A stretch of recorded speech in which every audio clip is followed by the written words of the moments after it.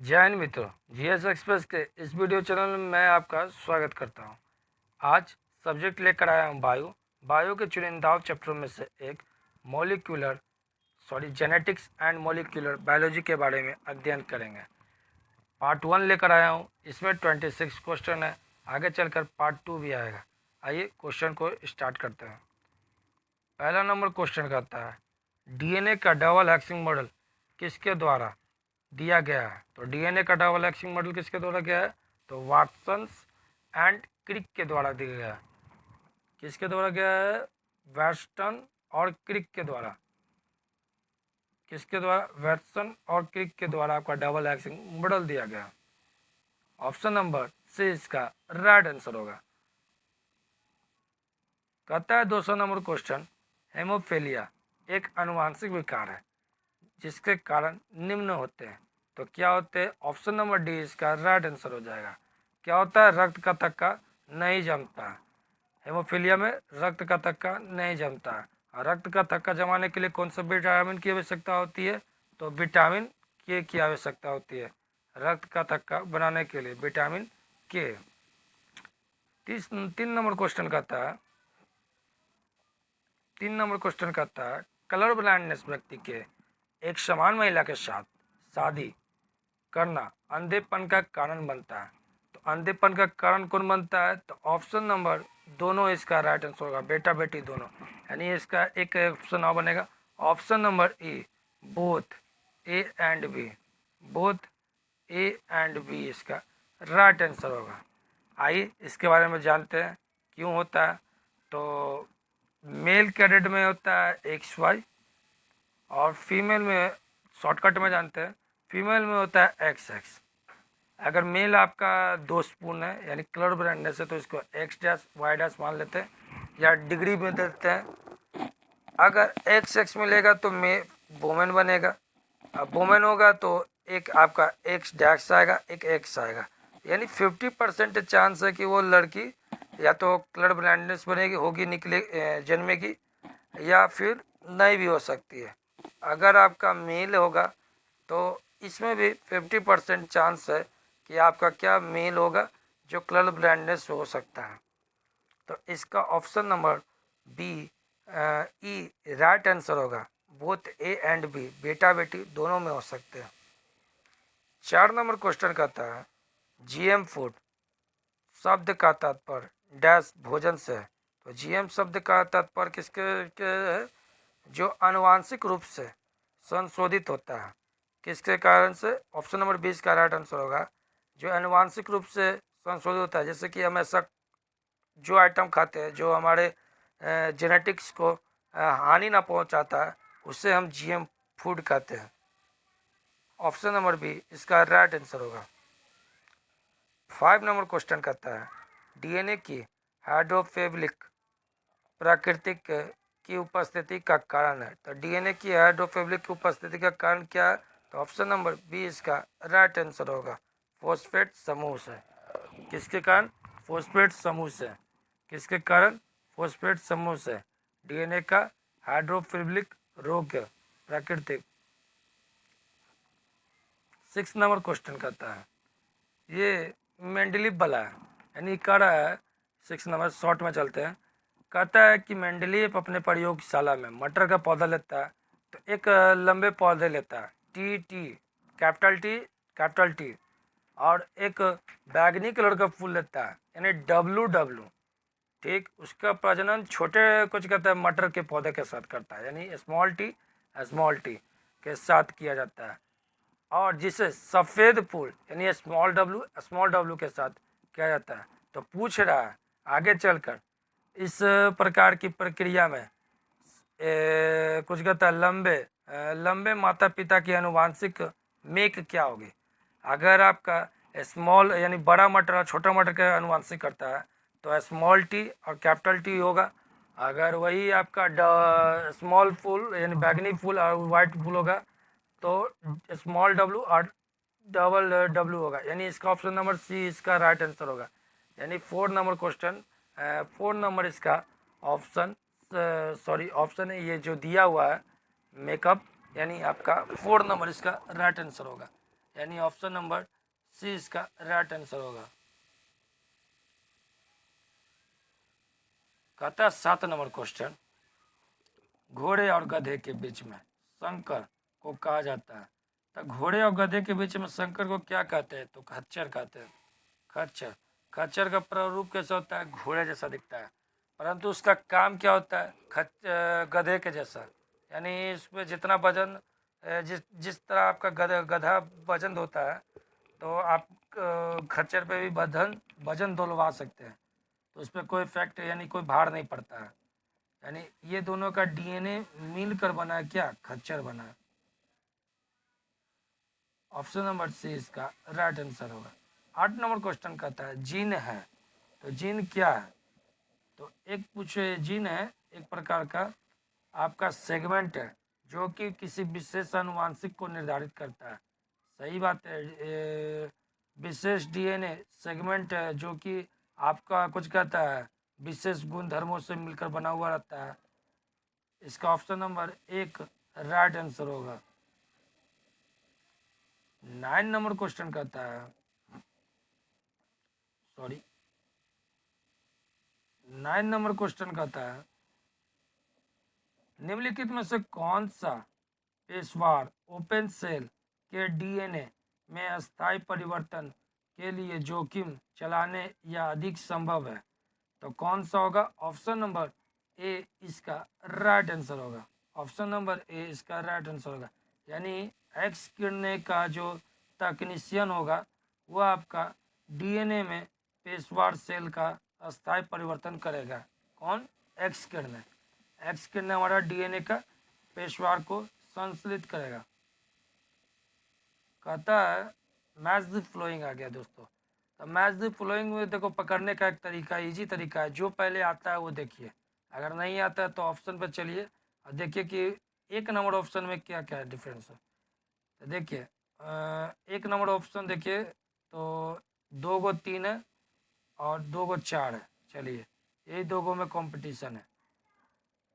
पहले तो इसका आंसर मैं बोल देता हूँ, ऑप्शन नंबर 20 का राइट आंसर होगा। आइए पढ़ते हैं। उत्परिवर्तन का सिद्धांत कौन दिया था? डी ब्रिज के द्वारा दिया गया था। उत्परिवर्तन का सिद्धांत डी ब्रिज के द्वारा। विकास का सिद्धांत डार्विन के द्वारा।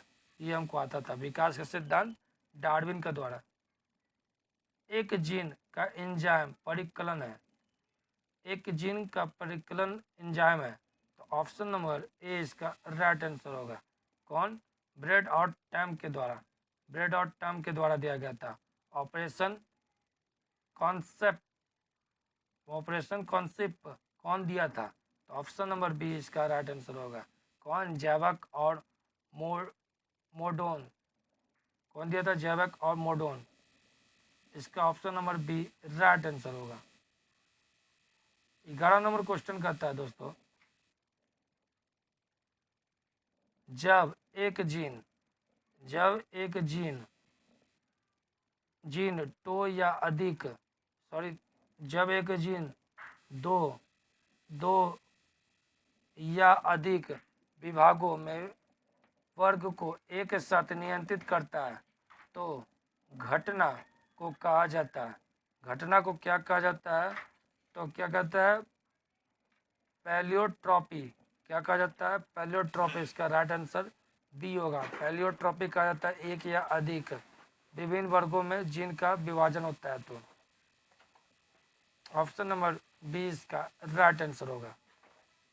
12 नंबर क्वेश्चन कहता है, डीएनए में मौजूद चीनी है। तो डीएनए में मौजूद चीनी क्या है? तो हो जाएगा पेंटोज हो जाएगा। डीएनए में मौजूद चीनी क्या है? पेंटोज। क्या है डीएनए में मौजूद चीनी? पेंटोज। ऑप्शन नंबर ए इसका राइट आंसर होगा। कहता है, ये देखिए कथन और करण वाला आ गया। बीटी जीन डालकर कीट प्रतिरोधक ट्रांसजेनिक कपास का उत्पादन किया जाता है। ये कथन हो गया। करण देखिए, बीटी जीन एक जीवाणु से प्राप्त होता है। तो ऑप्शन नंबर इसका ए राइट आंसर होगा। कहता है ए और आर दोनों सही है, लेकिन आर ए की व्याख्या सही नहीं है। क्या कहता है ए और बी दोनों आर दोनों सही है, यानी कथन और करण दोनों सही है, परंतु कथन कारण इसका कथन का व्याख्या नहीं कर पा रहा है। कथन इसका क्या होता है, कारण का सही व्याख्या है। ऑप्शन नंबर ए इसका राइट आंसर होगा। 14 नंबर क्वेश्चन फिर कथन और करण से है। कहता है कि डॉली पहली क्लोरो पाई है। तो डॉली एक पहली स्तनपायी है। कारण पूछ रहा है डॉली का उत्पादन क्या होता है, इनवोट निषेचन द्वारा किया गया है। तो इसका आते हैं सेगमेंट में। तो सेगमेंट में ऑप्शन नंबर बी इसका राइट आंसर होगा। कहता है ए और आर दोनों सही है, लेकिन आर ए की व्याख्या नहीं कर रहा है। क्या कर रहा है, आर इसका कारण जो है जो कथन का व्याख्या सही रूप से नहीं कर पा रहा है। ऑप्शन नंबर बी इसका राइट आंसर होगा। 15 नंबर क्वेश्चन कहता है कीट प्रतिरोधक कपास के कीट प्रतिरोधक कपास के पौधे को एक जीन से डालकर आनुवांशिक रूप से इंजीनियरिंग किया जाता है तो क्या कहलाता है, तो आपका जीवाणु कहलाता है। 15 नंबर क्वेश्चन कहता है कि कीट प्रतिरोधक कपास के पौधे से को एक जीन में डालकर आनुवांशिक रूप से इंजीनियरिंग किया जाता है तो उससे क्या कहते हैं, जीवाणु कहते हैं। ऑप्शन नंबर बी इसका राइट आंसर होगा। 16 नंबर क्वेश्चन कहता है लीकेज किसके डैश द्वारा खोजा गया। तो लीकेज किसके द्वारा खोजा गया है, तो मॉर्गन के द्वारा खोजा गया है। ऑप्शन नंबर बी इसका राइट आंसर होगा। लीकेज किसके द्वारा, मॉर्गन के द्वारा। लीकेज किसके द्वारा, मॉर्गन के द्वारा। 17 नंबर क्वेश्चन कहता है निम्नलिखित में से कौन सी आनुवांशिक बीमारी सेक्स से जुड़ी है। तो आनुवांशिक सेक्स से क्या जुड़ी हुई है, तो ऑप्शन नंबर 20 का राइट आंसर हो जाएगा रॉयल हेमोफेलिया। रॉयल हेमोफेलिया आनुवांशिक बीमारी है जो सेक्स से जुड़ी हुई है। आइए क्वेश्चन नंबर 18 का कथन और करण में है मानव में संतान के लिए लिंग निर्धारण करने में मादा का प्रमुख भूमिका निभाती है। सही बात है, निभाती है तो तभी ना। कथन का कारण कहता है महिला 2 एक्स क्रोमोसोम होते हैं। हाँ सही है, एक्स क्रोमोसोम होती है। तो इसका ऑप्शन नंबर डी इसका राइट आंसर होगा। एक गलत है लेकिन आर सही है। लिंग निर्धारण करने के लिए आपको महिला नहीं, ये आपका मेल करता है। मेल में ही एक्स वाई होता है, मैं पहले ही करवा चुका हूँ। फीमेल में 2 एक्स होते हैं। फीमेल आपका लिंग निर्धारण नहीं करता है, मेल लिंग निर्धारण करता है। ध्यान रखिएगा दोस्तों। इसका ऑप्शन नंबर डी इसका राइट आंसर हो जाएगा। 19 नंबर क्वेश्चन कथन करण वाला है। तो 19 नंबर क्वेश्चन कहता है कथन बलात्कार और मारपीट मामले में पात्रित और अपराधी की पहचान स्थित करने के लिए डीएनए फॉरेंसिक प्रिंटिंग एक शक्तिशाली उपकरण बन गया है। कारण देखिए, कारण कहता है ट्रेस सक्षम जैसी किसी भी बाल, लार और सूखे बियर डीएनए संश्लेषण के लिए पर्याप्त है। तो इसका आते ऑप्शन में, तो इसका ऑप्शन नंबर 1 राइट आंसर हो जाएगा। कहता है ए और आर दोनों सही है। हाँ डीएनए के लिए भाई बाल, नाखून, लार, बियर का बोतल, चाय का गिलास, ये आप लोग बहुत ज़्यादा सीआईडी ये समय देख चुके होंगे। लेकिन आर ए की सही व्याख्या भी करता है, सही में व्याख्या करता है। अगर बलात्कारी है तो उसमें बहुत सारे फिंगरप्रिंट्स आप डीएनए से भी कर सकते हैं। अगर एट द टाइम वहाँ पर उस बियर पिया होगा तो बियर, या चाय पिया होगा चाय, और या फिर बाल का टुकड़ा से भी इसका क्या कर सकते हैं, डीएनए का संश्लेषण करके उसको चेक कर सकते हैं। 20 नंबर क्वेश्चन कहता है समरूपी पूरा तत्व और विषम पादक के बीच एक क्रॉस है तो क्या है, तो टेस्ट क्रॉस। क्या है, टेस्ट क्रॉस है। किसके बीच, क्रॉस पुरातत्व यानी cross between homozygous recessive and cross हेपोटाइटियस प्लांट के बीच क्या था, विषम पादक और समरूप पुनः स्थापित के बीच क्या है, टेस्ट क्रॉस है, टेस्ट क्रॉस है, सॉरी।